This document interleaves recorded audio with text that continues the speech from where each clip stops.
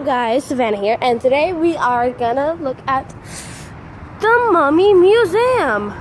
I haven't been to a museum in my life. I'm so excited. I haven't been to one ever, and so I'm not lying. So this is gonna be an adventure.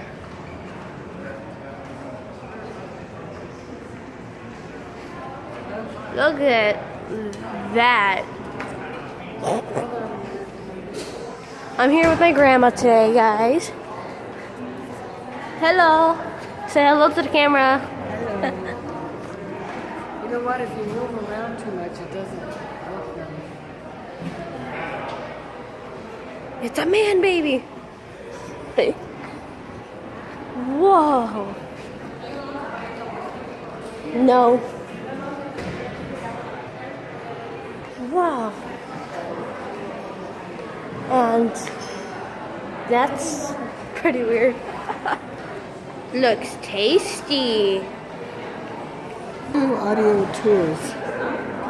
We get an audio tour.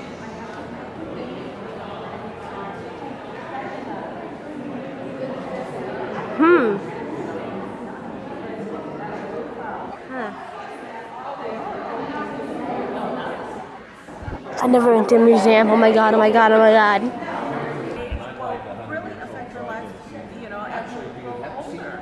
I mean, I started going to museums at a very young age, and that was appealing. Once upon What is the kids' a museum? time. Is that more Ooh. There's a lot more stuff to see. There's a whole lot of stuff to see. Where are We're gonna we? see everything. Okay. And we go Where are we? I don't know. here? No, to the left. Derp. So, I have some technical issues happening with Focus.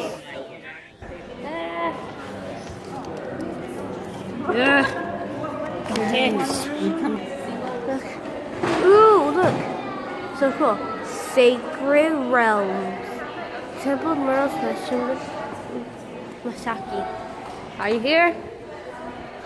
Oh my goodness. Hello, sir. Quite fashionable. Huh? You forgot something?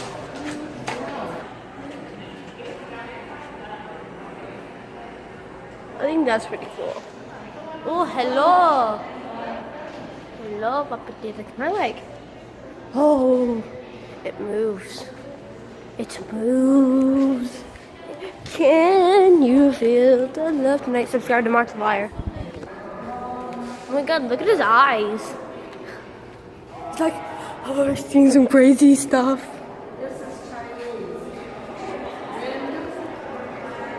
I think that's water. Wind. Water. Oh, why are their faces so weird? She's just like,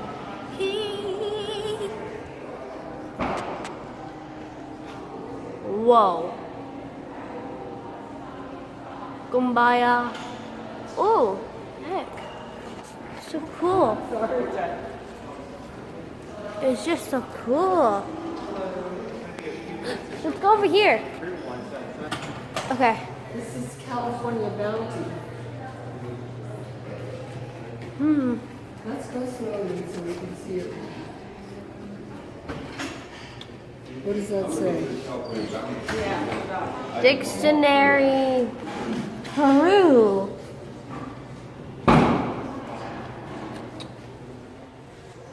Oh, sir, something wrong's with your head there. We should save up our money so we can go to Peru. Yes.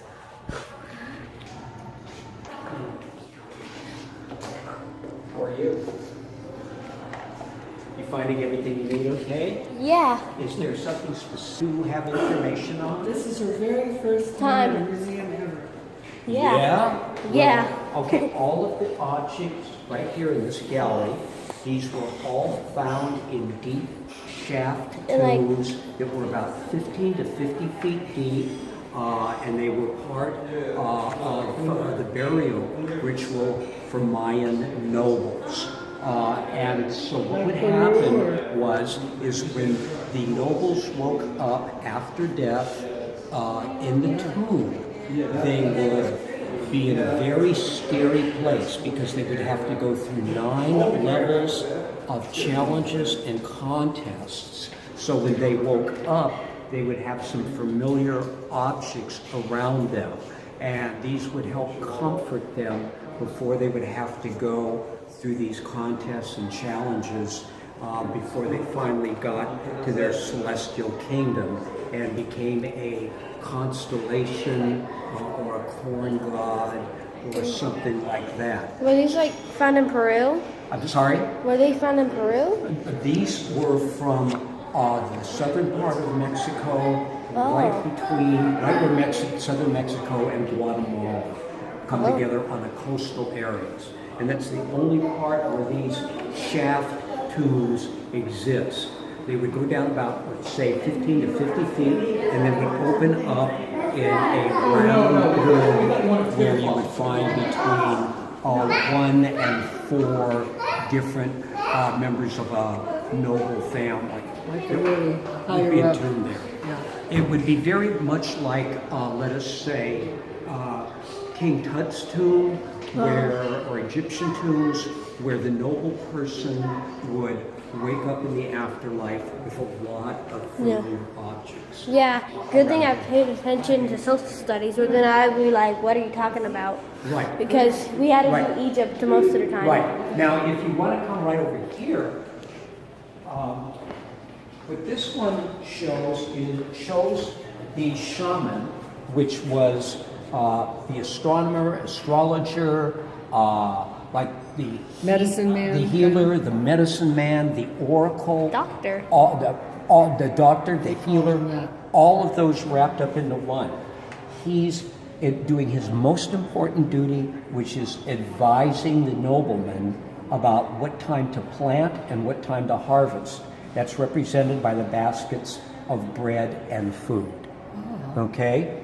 He is holding an umbrella in the shape of a psychoactive mushroom, which would sometimes be consumed when they would go into a trance and they would have visionary experiences.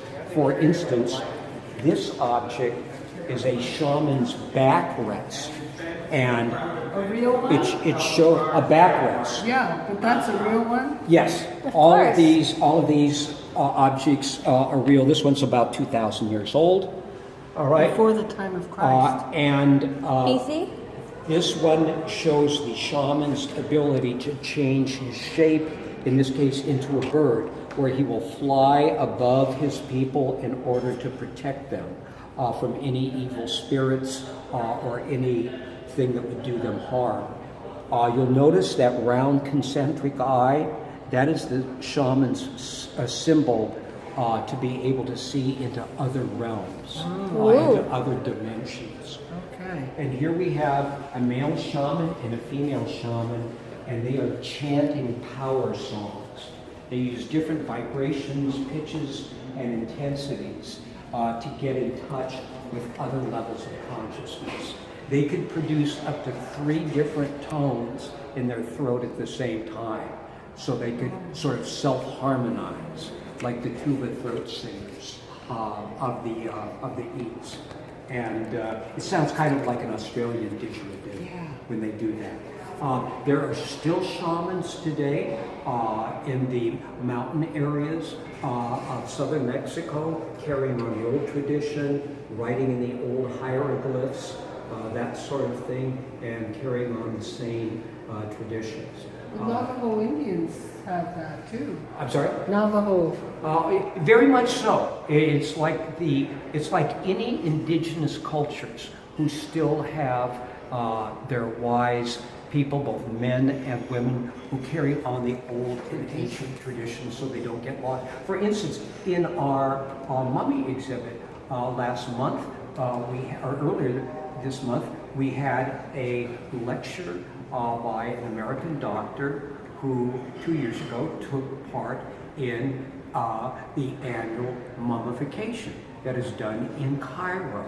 according to using the old tools, the ancient tools, using all of the ancient procedures that are on the scrolls. Oh yeah. And he said it was very much different and much more difficult than he thought it was going to be, doing it in the way that is thousands and thousands of years old, using the same compounds from that area. Okay, well, thank you. Sure. This one object shows a shaman blowing his empowered breath in an herbal mixture.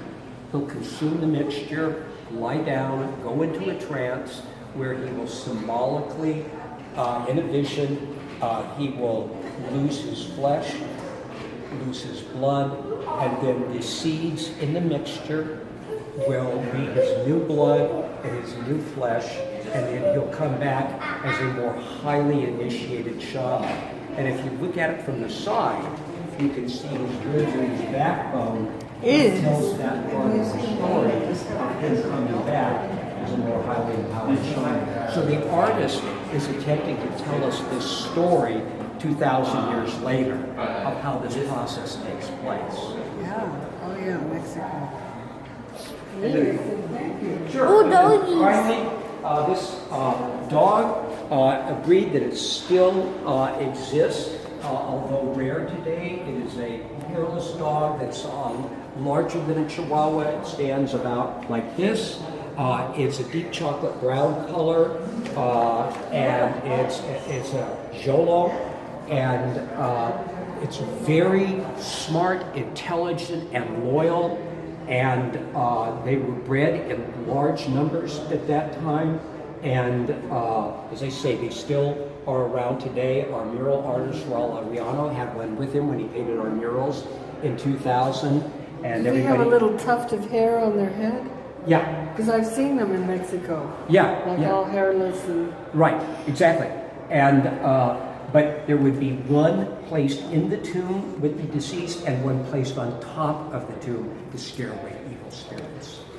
Ooh. And sometimes the flesh was roasted and consumed by the nobleman to take on the characteristics Oh, the dog. of the Oh, okay, dog. okay. Oh, I thought Right. the person... I know, me too. I'm like, oh. So anyway, and then here are some paintings from our collection. We rarely get so many paintings out at one time, so that's kind of a real treat to be able to come to this museum and see fine arts, because we're a cultural museum with blankets, beads, and baskets and things like that. Ooh. So a lot of these painters from this period were also the painters who painted some of those wonderful posters that the railroads used to attract people to come out west, like the Southern Pacific. Sure. You know, in the late 1800s and the early 1900s, they paid some of these famous artists very large commissions to do those beautiful railroad posters,